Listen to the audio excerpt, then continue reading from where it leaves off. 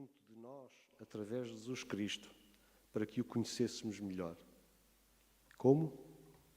Através do seu caráter, do seu exemplo, como um de nós, em que qualquer um o pode seguir.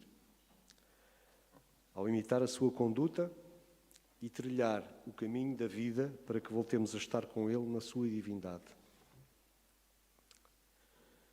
Ele deixou-nos uma obra-prima sobre tudo isto. O Sermão da Montanha. Vós sois o sal da terra. Portanto, temos uma missão.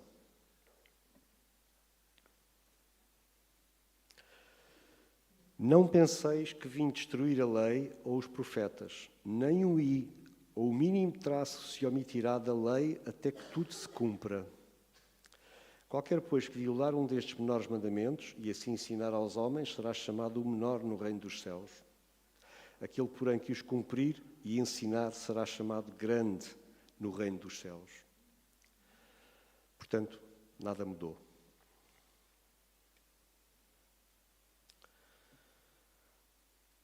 Perseverança na oração.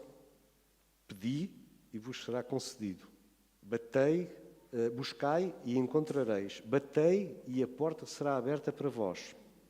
Pois todo o que pede, recebe, o que busca, encontra, e a quem bate se lhe abrirá.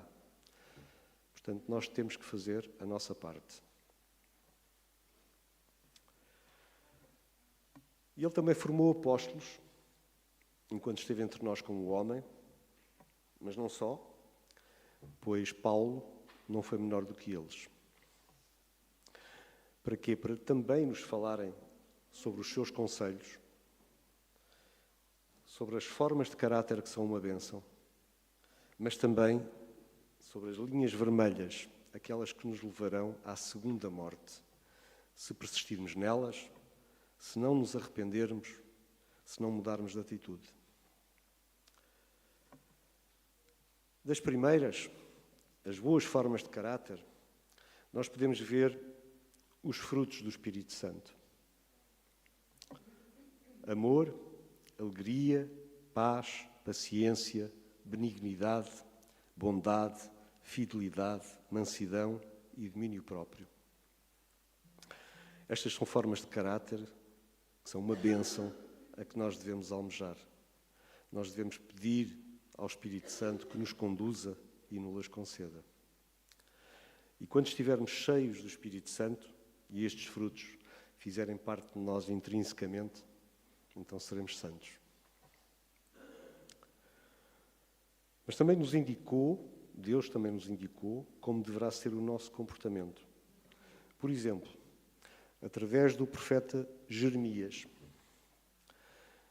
Eu sou o Senhor e ajo com lealdade, com justiça e com retidão sobre a terra, porquanto são essas as virtudes nas quais tenho grande prazer.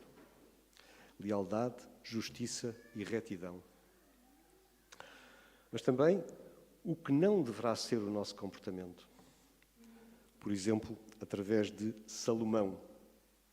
O Senhor odeia olhos arrogantes, língua mentirosa, mãos que derramam sangue inocente, coração que maquina planos perversos, pés que se apressam para fazer o mal. E chegamos às linhas vermelhas. Mas qual é a primeira e a principal?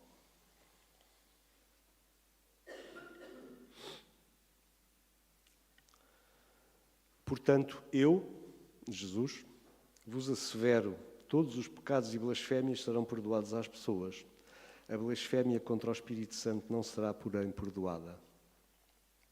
O pecado contra o Espírito Santo. O Espírito Santo convence-nos do pecado, é uma das suas missões. Porque, sem termos consciência do pecado, do mal, julgamos que está tudo bem. Portanto, não temos razão para arrependimento, para mudança de atitude. E o pecado contra o Espírito Santo é não aceitarmos mudar, mesmo que estejamos conscientes do mal. Ele, o Espírito Santo, atua sobre nós. A consciência pesa, mas a força para fugir, para adiar, para esconder, para esquecer, muitas vezes é maior. Uma vez, 2 vezes, 3 vezes e continua. E vamos ouvindo cada vez menos a voz que nos deve levar à razão. Vamos vendo o pecado cada vez mais pequeno, insignificante. E temos tempo para o reparar. Um dia. Até que, chegando ao ponto irreversível, o Espírito Santo afasta-se e o pecador continua a pecar. A blasfémia não consiste em palavras, mas sim na resistência firme, consistente e contínua à evidência da verdade. É sabermos distinguir claramente entre o bem e o mal e escolhermos o mal. O mau caráter vai-se cauterizando, calejando, ficando insensível. Só Deus nos poderia ajudar, mas foram recusadas todas as ofertas. Como poderia um indivíduo assim viver no céu, sem ter escritos no seu coração os mandamentos de Cristo?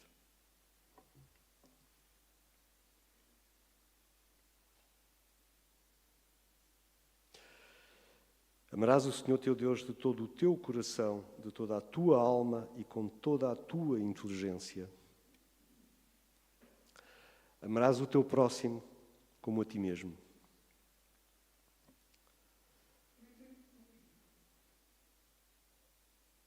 Irmãos, sabem que a Bíblia nos fala claramente de outros pecados, que talvez sejam aqueles que podem conduzir ao abismo de que acabamos de falar, ou ao perdão, se ouvirmos o Espírito Santo.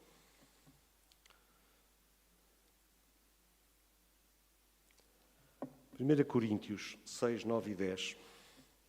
Não sabeis que os injustos não herdarão o reino de Deus? Nem imorais, nem idólatras, nem adúlteros, nem os que se entregam a práticas homossexuais, de qualquer espécie, nem ladrões, nem avarentos, nem viciados em álcool ou outras drogas, nem caluniadores, nem estelionatários herdarão o reino de Deus. Estelionatário é quem engana alguém para obter vantagem ilícita. Também em Apocalipse 21, 8,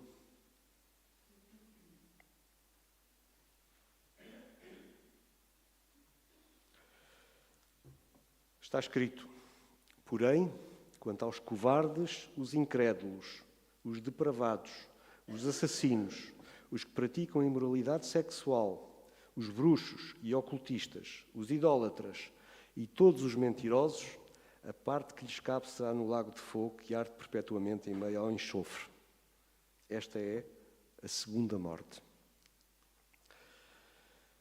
Mas reparem que, quer no quadro anterior, quer neste, não há classificações de pecados. Estão todos ao mesmo nível. Não há pecados de segunda e de primeira.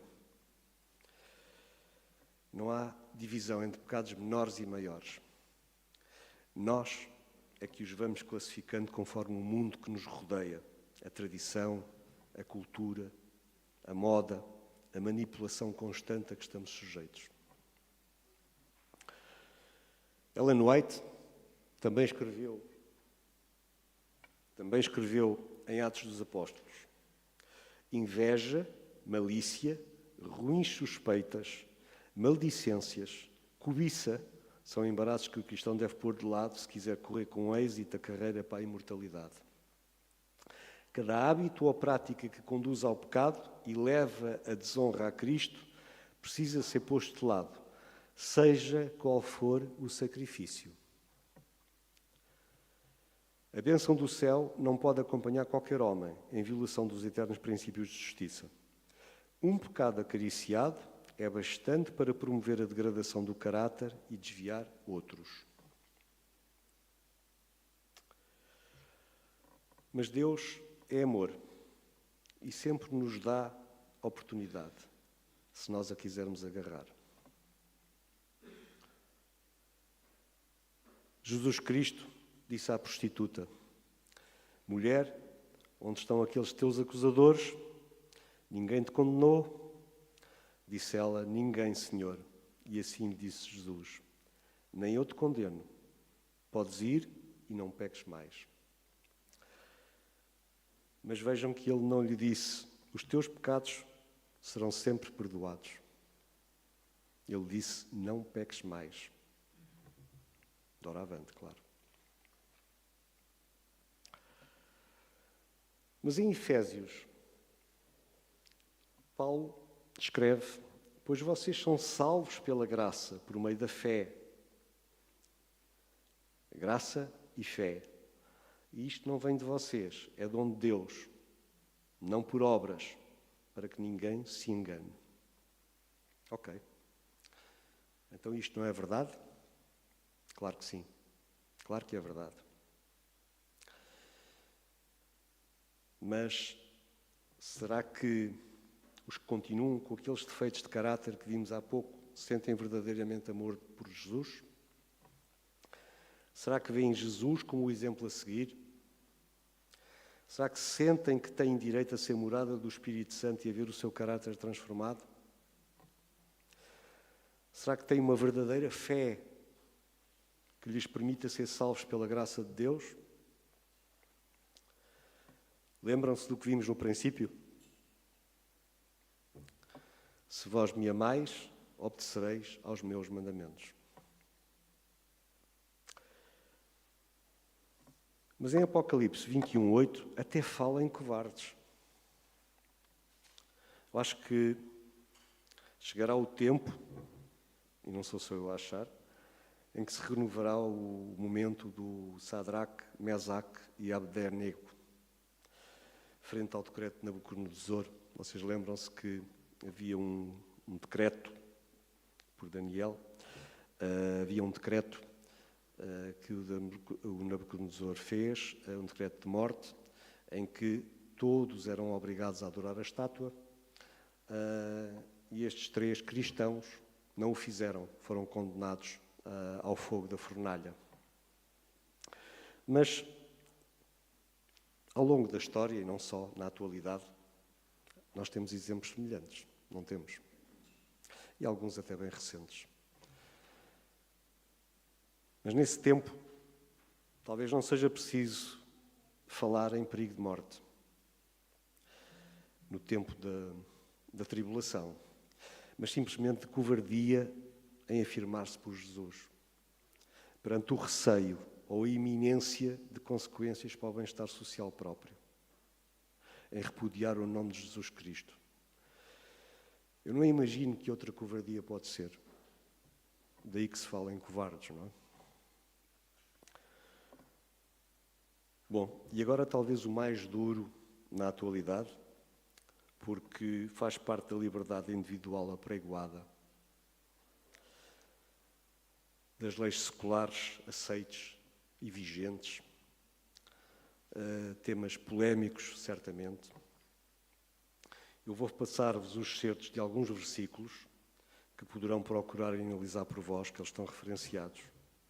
E não vou comentar, eles comentam-se por si próprios.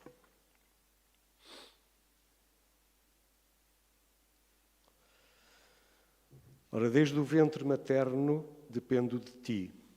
Tu me sustentaste desde as entranhas de minha mãe. Salmos 71:6. Meus ossos não te eram encobertos quando fui formado ocultamente. Teus olhos viam o meu embrião, e em teu livro foram registados todos os meus dias, pré-fixados antes mesmo que um só deles existisse. Salmos 139, 15-16. Não matarás. Êxodo 20:13.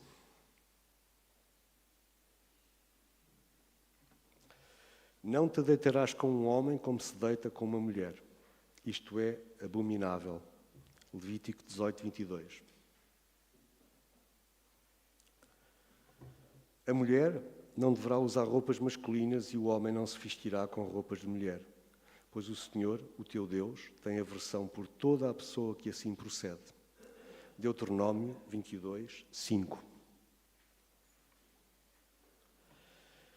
Não fareis cortes no corpo, como sinal de lamento pela morte de alguém. Também não fareis nenhuma tatuagem. Eu sou o Senhor. Levítico 19, 28. Esta é a minha versão da Bíblia que eu costumo usar, que é uma King James, mas só uso a King James porque é aquela que gosto mais, que me dá mais conforto na tradução, mas são iguais. Vocês podem verificar. Todas elas. E para quem pensa em cultura atual e novas tradições, a imutabilidade de Deus. Em verdade, eu, o Senhor, não mudo. Malaquias 3:6. Mas o Senhor perdoa o tempo de ignorância. E Paulo disse-nos: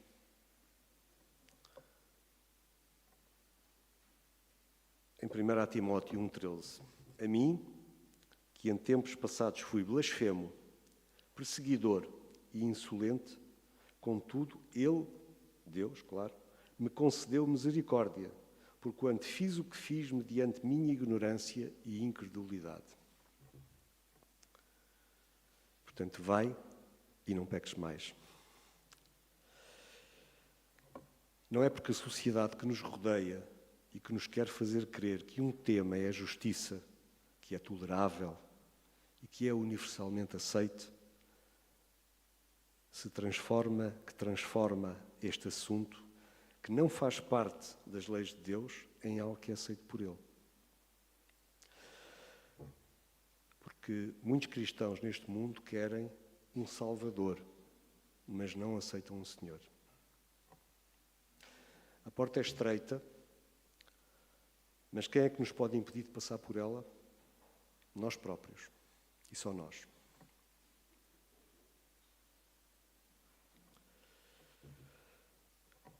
Adora, pois, a Deus, e acrescentou: não ocultes as palavras da profecia deste livro, porquanto o tempo se aproxima rapidamente. Portanto, o que temos de fazer?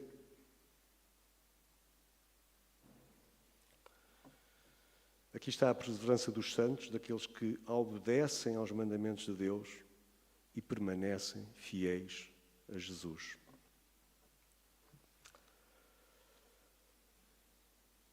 Não vale a pena estarmos preocupados com os eventos finais. Tentarmos saber se demoram ou não, se são daqui a 10 anos, 50 anos ou para o ano. Eles podem chegar a qualquer momento. Não esqueçamos que a porta da graça fecha-se para muitos, todos os dias. Pode-se fechar a qualquer momento, basta estarmos vivos. Porque, tal como está escrito em Eclesiastes, o tempo da morte é um tempo sem consciência, um tempo que não tem tempo, e, portanto, quem morre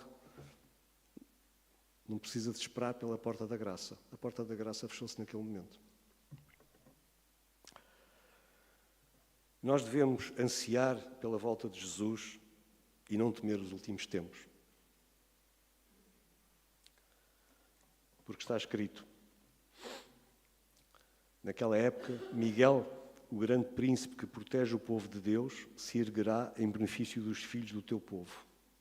E haverá um período de tribulação, opressão e aflição como nunca houve desde o início das nações até então. Contudo, naquela época, o teu povo, toda pessoa cujo nome está escrito no livro, será liberto.